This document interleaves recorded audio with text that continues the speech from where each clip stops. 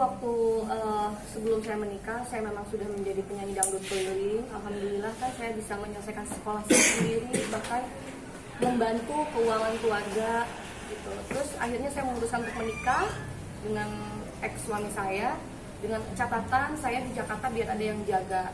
Begitupun saya setelah menikah, saya berkarir sendiri ke Jakarta. Pada saat itu saya masuk salah satu duo, dan itu saya benar-benar sendiri fight ke Jakarta. Suami saya tinggal di Bandung. Karena kenapa? Satu, dia belum expert, belum ada kerjaan di Jakarta gitu loh. Dan dia juga dari manajemen yang lama itu tidak mau gitu bahwa Janet itu tahu gitu Janet udah punya suami gitu. Dan yang dia menghargai itu, akhirnya dia di Bandung, saya di Jakarta. Saya berkarir di Jakarta dari mulai saya masuk duo, terus saya gagal di duo itu, saya balik lagi ke Bandung, saya cari lagu, itu saya benar-benar ngemodal sendiri.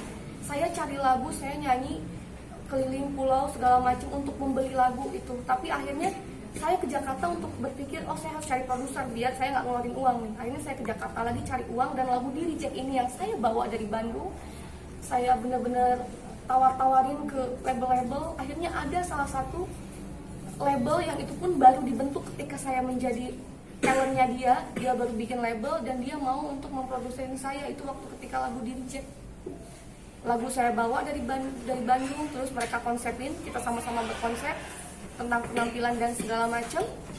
Akhirnya lagu di Reject itu alhamdulillah direstui Allah, meledak lagunya. Itu benar-benar Janet masuk ke dalam tim label manajemen yang ada di Jakarta, salah satu itu.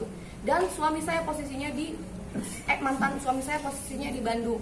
Dia benar-benar tidak tahu apapun yang aku kerja keras apa, sibuknya seperti apa, ribetnya seperti apa. Dia cuma tahu bahwa Janita Janet di Jakarta dengan label segala macam. Jadi sampai akhirnya saya udah jadi Janita Janet dengan penampilan yang warna-warni. Alhamdulillah udah dikenal lagu di Reject di mana-mana. Akhirnya saya ada bermasalah dengan label tersebut.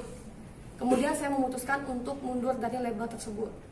Ketika saya sudah alhamdulillah banyak dikenal orang, udah di puncak popularitas. Kebetulan saya waktu itu dapat stripping di salah satu acara program TV yang favorit lah, komedian, dan saya dapat stripping di situ. Orang-orang udah posisinya saya udah dapat tempat lah di hati masyarakat.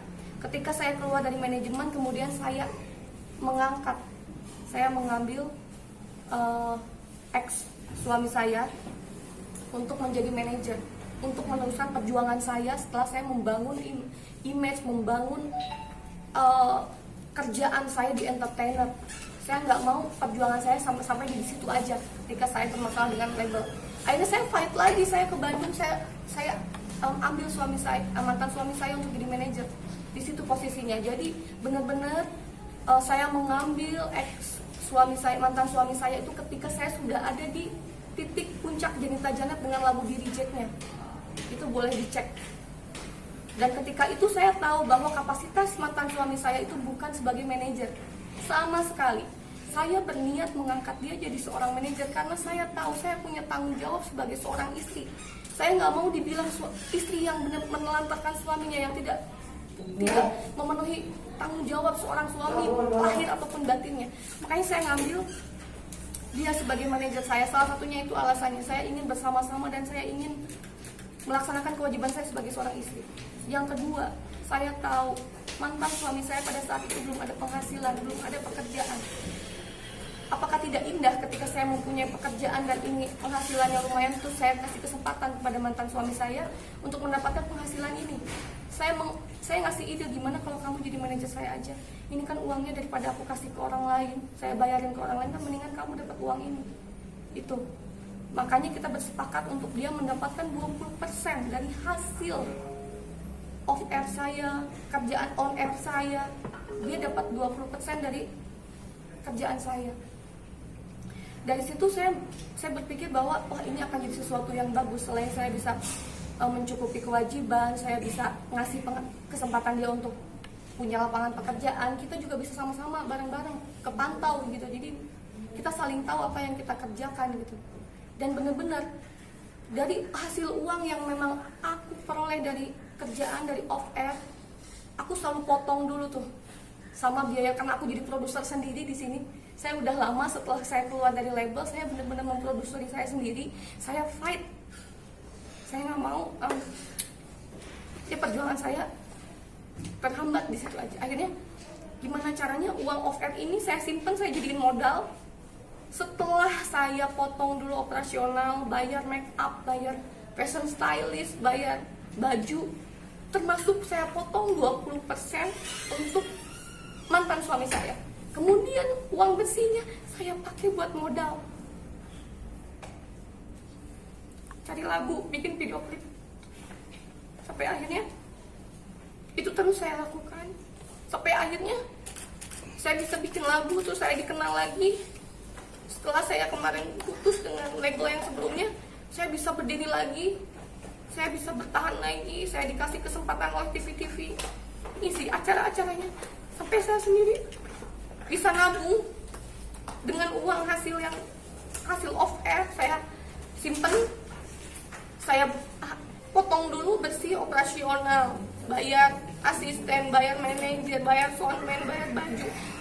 20% selalu saya pisahkan untuk ex suami saya sebagai manajer. Sisanya saya kumpulkan buat kebutuhan saya sendiri, sekitar 60% lah dari hasil bersih. Nah, uang yang saya kumpulkan 60% jatah saya dari hasil jerih payah saya. Tadinya saya sebagai seorang perempuan, mungkin gak cuma saya yang merasakan hal itu, mungkin banyak juga perempuan di luar sana. Saya ingin membantu keuangan rumah tangga saya. Saya ingin menopang keluarga, menopang rumah tangga saya yang pada saat itu belum. Saya tahu penghasilan suami saya belum cukup untuk membeli rumah, beli mobil. Akhirnya saya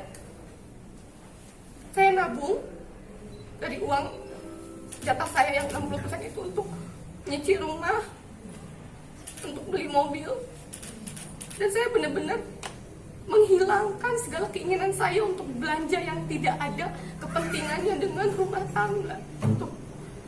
Itu ya alhamdulillah, walaupun sekarang juga sampai detik sekarang rumahnya masih ada cicilan ke bank, tapi saya tetap melaksanakan kewajibannya untuk membayar kewajiban cicilan rumah tersebut.